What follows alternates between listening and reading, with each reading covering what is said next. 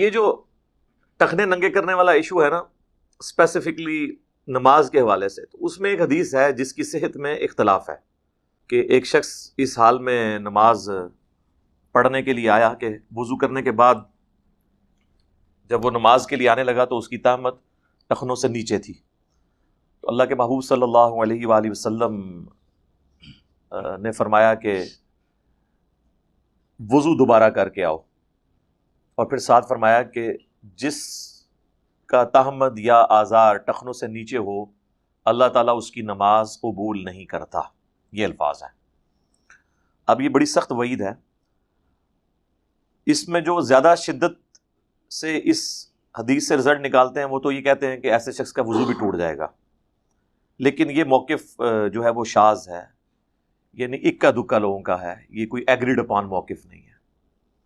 باقی لوگ کہتے ہیں کہ وضو توڑنے والی چیزوں میں یہ نہیں آتی، بلکہ یہ نبی صلی اللہ علیہ وآلہ وسلم نے تنبیہ کے طور پر، جیسے ہم کسی کو جب کوئی تھوڑی بہت سزا دینی ہو تو اٹھک بیٹھک کرواتے ہیں، اس لیے اس کا وضو دوبارہ کروایا. اور وہ کہتے ہیں کہ اگر یہ وضو ٹوٹتا ہوتا تو نبی علیہ السلام فرماتے کہ جس کا کپڑا ٹخنوں سے نیچے ہو اس کا وضو نہیں رہتا. آپ نے فرمایا کہ اس کی نماز نہیں ہوتی. تو اس کو نماز کی حد تک ہی رہنے دیں. وضو دوبارہ جو شخص کرے وہ بہتر ہے، اسے کروایا جائے تاکہ اسے اس کی سختی فیل ہو.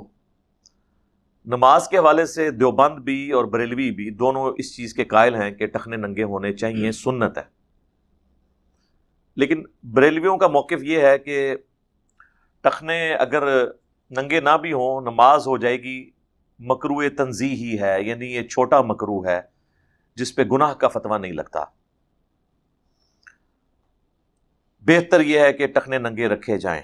لیکن یہ وہ سٹیٹمنٹ ہے جو ان کی جوڈیشری کی سٹیٹمنٹ ہے.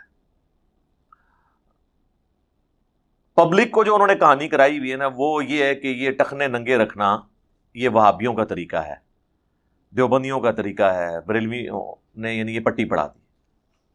دیوبندی اور اہل حدیث دونوں کو کمبائنڈ طور پہ یہ وہابی کہتے ہیں. لیکن کتابوں میں یہی ہے کہ ٹخنے ننگے ہوں.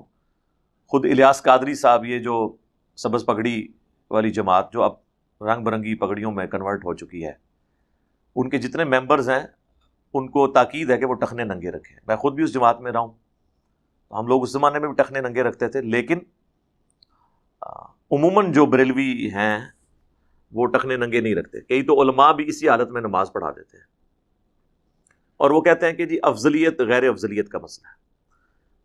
پھر ایک اور کہانی یہ بھی ان کو کرائی گئی ہے جو کسی حد تک درست تھی، لیکن اس کو امپلیمنٹ انہوں نے غلط کیا.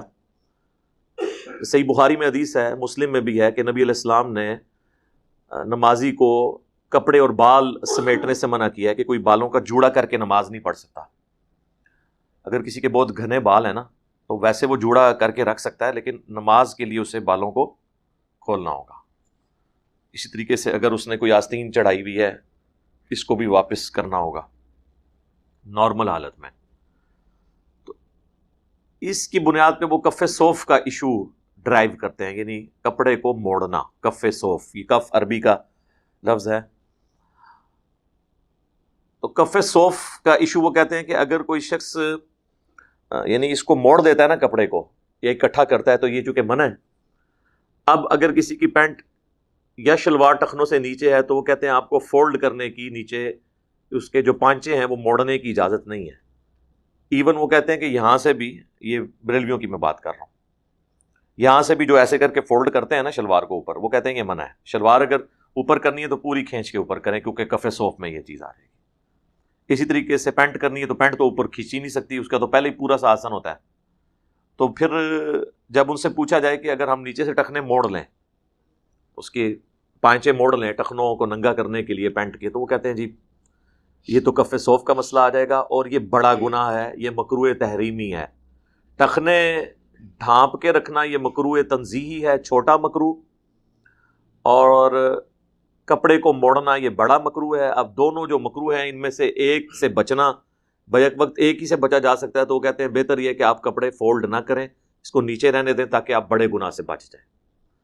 اب یہ حدیثیں تو ظاہر ہے ان سے تو وہ صرف نظر کرتے ہیں، ان کے لیے تو اپنی جو فتوے علماء نے لکھ دیے اسی کو فالو کر رہے ہوتے ہیں.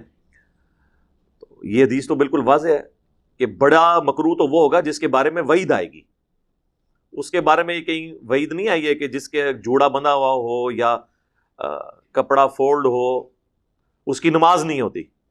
صرف نبی علیہ السلام نے اسے منع فرمایا. یعنی وہ آپ زیادہ یہ کہہ سکتے ہیں گناہ ہے یا ناپسندیدہ ہے. اب اس کیس میں تو اب آپ یہ نہیں کہیں گے, یہاں تو واضح ہے کہ نماز ہی نہیں ہوگی, لہٰذا انٹینسٹی اسی کی زیادہ ہے.